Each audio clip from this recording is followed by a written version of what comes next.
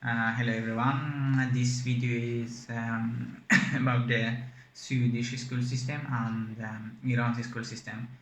It's different between Iran and Sweden's school system. And today I would share it in this video. Just point out I'm from Afghanistan, but I was living in Iran like 8 years, and it have been like 6 years I have been in Sweden. um, yes, let's go. Let's start with Sweden. In Sweden, child start school at the age of 6, but children start before children start school, they go to a preschool, and that's from age of 1 to 6, and then when they are 6 they start a school. In Sweden, primary schools are divided into two stage, early stage and later stage. Early stage is from age of 6 to 11, and later stage is from age 12 to 15. And yes, when you're in ninth grade, it's time to start thinking about uh, what programs you have to take in what we call gymnasiet. Um, at then gymnasium is like 3 years program that that's not mandatory, but till age of 15 or ninth grade it's mandatory. But I would say 99% of kids, they actually go to gymnasium because it's a part of schooling, but it's legal to stop going school after ninth grade. uh, at the age of 16, you will start start gymnasium. It's like high school in USA, and there when you want to start a gymnasium, there are many programs that you can to choose, but there are two standards direction you can go. There are social study programs and natural science programs. I went to natural science programs. That was a kind of funny, I think so, but some guys think it's very difficult, but I didn't think so. The difference between social study programs and natural science program is that it's about the courses. When you choose natural science programs, and natural science programs focus on more on chemistry, biology, physics, sorry, and but social study programs more programs you go more.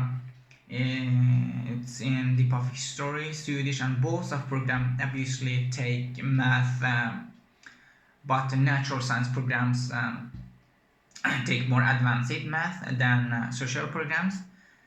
I went natural science programs. Every day I had math, and I love it. But some of my friends, they hate it because every day we had math. It was a kind of, they thought it's difficult, and but I love math. It wasn't difficult for me, but it was difficult for some of my friends. And in Sweden, normally at the age of 19 to or 20, um, you are going to graduate gymnasium, something very funny, which when you are getting graduate, that means you have to buy a very expensive silly looking hat, and you can wear it in one whole day. It's too expensive, you know. I bought it for 2,700 Swedish crowns. It's like 219 USA dollars, and I think maybe it's too expensive, but that's traditional. You have to follow that, you know, just do it, whatever. And in that day, it's one day you're going to drink from 7 o'clock to 5 o'clock, so 7 o'clock in the morning to 5 o'clock the next morning. That sounds maybe that sounds crazy, but everyone do that. But you know, when you're done with gymnasium, it's time to apply to university and stuff like that.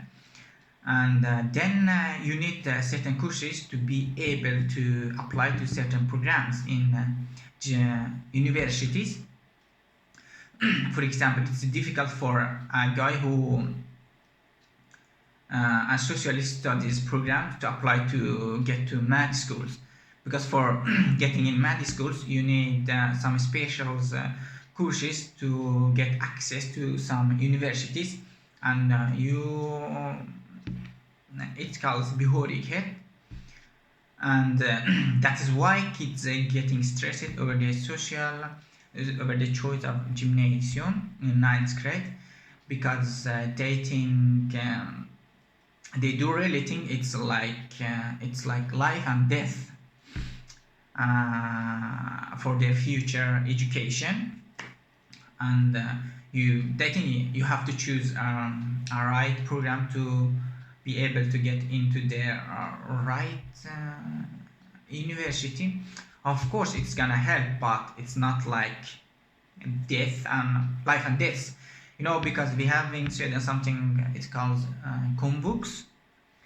You can apply those for example, some students, they are lazy, they don't want to study, and when you are going to gymnasium, but when they are like 25, they are thinking, I want to study in university, but they don't have the right courses. They can study in komvux, they can apply that. But for applying in komvux, you need to be 20 years old, or you should, or when you are done with gymnasium, you can apply in komvux. And for getting in university, you have two opportunity, or what it calls, you can get in two different ways. Your grades, or something it calls högskoleprov in Sweden. Högskoleprov is not mandatory, but it's it could give you an advantage when applying to university. And when you are doing högskoleprov, I think it's 3 parts. You have to do math, Swedish and English. But I think it's unfair, you know.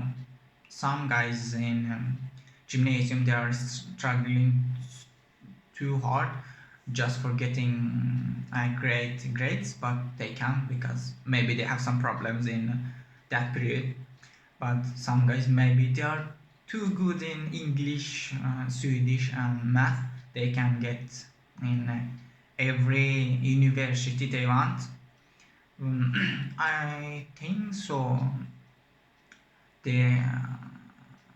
It's 2.0, the best point in på högskoleprov. when you are getting 2.0, you can get in every university in Sweden. Yes, I think so, but it's not just for university. It's in 9 grades also, for getting in a super fancy gymnasium that everybody want to get in. Yeah, you need to have a great grades. uh, Something that's very strange for me, in every school in Sweden, you're gonna learn the same thing, but I think the reputation it's about reputation and prestige. I think that to make that most of the people, kids, want to go the super fancy schools. And yes, that's all. And something that surprised me about Swedish school is that student student do not need to pay. um, when it's private school, you don't need to pay. That's the government who pays for private schools. It's illegal to get charged from students in Sweden. Something, maybe it sounds very crazy, but when you are studying in Sweden, you get paid. It's like 1,215 Swedish crowns. Crowns. Get that, but every month, during the months you are in school. Also, when you're 20, or when you're starting university, you can get a loan, CSN loan, and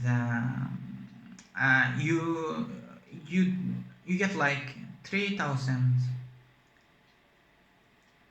7,000, or I'm not sure, but I think it was like 10,000 you need to pay back. 7,000 you need to pay back, but 3,000 you don't need to pay back. And something I think it's great. Student in Sweden, they get free lunch in during gymnasium, and before that, but not in university. That's excellent, I think so. I was talking to my teacher, and he told me something absolutely surprised me. It was about teaching here in teacher in Sweden have like 20 hours for planning. That's excellent. Teachers have a lot of time to just for planning lessons. That's great. And that was about Sweden. Now let's start about Iran's education. I studied in Iran like 8 years. I know a lot about Iran's education system, but now I'm gonna tell you a little bit about Iran's education system. The education system in Iran divided into two main levels: primary education and high school education. Primary school calls Dagestan, and includes grades 1 to 5.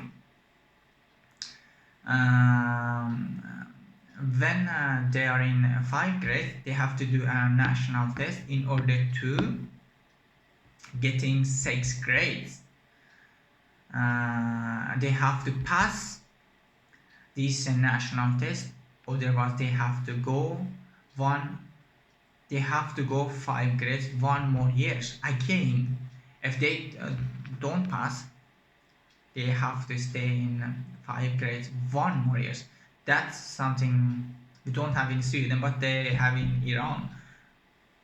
I know some guys, they wherein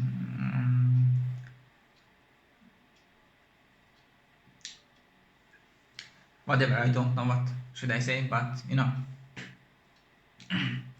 they then they have middle school. It calls Rahnamayi.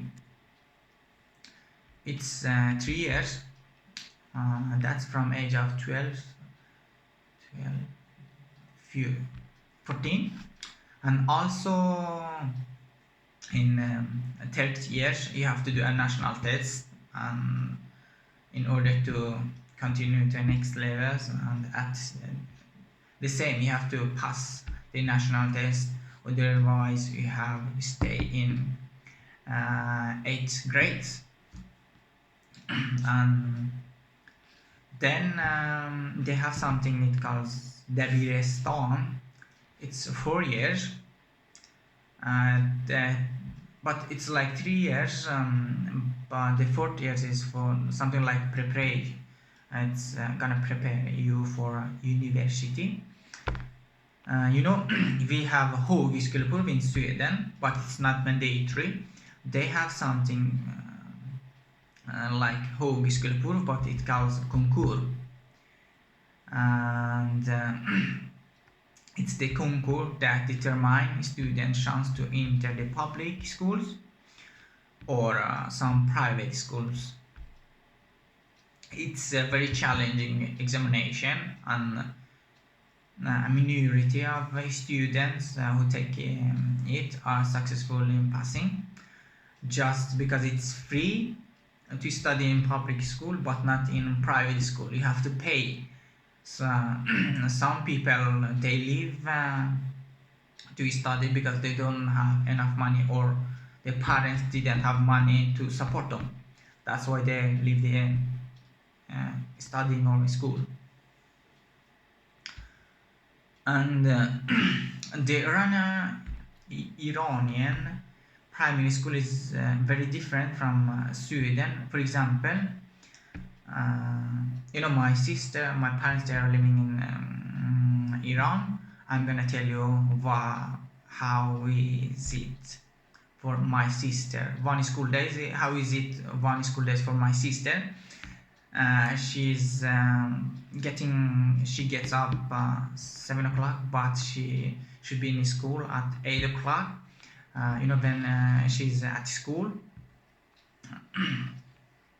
when she arrives at school, she joins a lot of other girls who's playing in the schoolyard. Some of them is sleepy, some of them are very happy and they're playing. But something that's irritating me, that's when she's in school, there is no boys around. They have single sex school. That's something that I don't like about Iran's school system. But in university, they don't have the single sex school. Yes, I'm done now. Thanks for me.